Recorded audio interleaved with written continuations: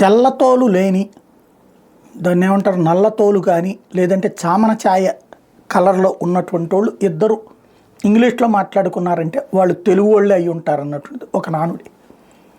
తమిళోళ్ళు ఇద్దరు కలిసినప్పుడు తమిళ్లో పలకరించుకుంటారు, కర్ణాటక వాళ్ళు ఇద్దరు కలిస్తే కన్నడలో పలకరించుకుంటారు, ఉత్తరప్రదేశ్ ఉత్తర భారతం వాళ్ళు గెలుచుకుంటే హిందీలో మాట్లాడుకుంటారు, కానీ ఇద్దరు తెలుగు వాళ్ళు గెలుచుకుంటే ఇంగ్లీష్లో మాట్లాడుకుంటారు. ఎందుకయ్యా అంటే ఎవరికి వాళ్ళు మేము ఇంగ్లీష్లో గొప్ప అని చెప్పుకోవడానికి ఇష్టపడతారు, కానీ మాతృభాషలో మాట్లాడడం అన్నటువంటిది ఒక ఆత్మన్యూనత కింద ఫీల్ అయ్యేటటువంటి సమాజం మంది.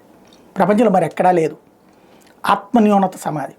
ప్రపంచంలో అన్ని చోట్ల కూడా మా భాషలో బోధన కావాలి, మా భాషలో ఎదగాలని కోరుకుంటుంటే ఈవెన్ అమెరికా కూడా తన మాతృభాష అయిన ఇంగ్లీష్ని మాతృభాషగా రిజిస్టర్ చేస్తే మన దగ్గర ఇంగ్లీష్లో చదివితే మాత్రమే బ్రతుకు అనేటటువంటి వ్యవస్థ. ఇంగ్లీషు తప్పనిసరి అవసరం బ్రతుకు తెరువు కోసం, కానీ మాతృభాషని వదిలేయటం కరెక్ట్ కాదు. అయితే ప్రపంచంలో 40% మందికి మాతృభాషలో లేదా అర్థం చేసుకునే భాషలో విద్య అందడం లేదు.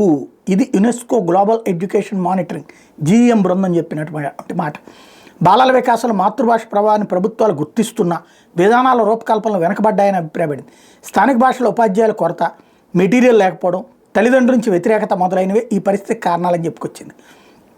Languages matters global guidance on multilingual education పేరుతో జరిగినటువంటి విడుదల చేసిన ఈ నివేదికలో కొన్ని అల్ప మధ్యాదాయ దేశాల్లో స్థానిక భాషలో విద్య అందని వాళ్ళ సంఖ్య 90% పైగా ఉంటుంది. కోవిడ్ కారణంగా చదవడంలో లెక్కలు చేయడంలో విద్యార్థుల ప్రతిభ తగ్గిపోయింది. వీళ్ళలో స్థానిక భాషలో చదువుకునే వాళ్ళ సంఖ్య అయితే ఇంకా ఎక్కువగా ఉంది. పాఠశాలలో చదువుతున్న మాధ్యమం ఇంట్లో మాట్లాడే భాష వేరుగా ఉన్నప్పుడు విద్యార్థులకి నష్టపోయే ముప్పు ఎక్కువగా ఉంటుంది.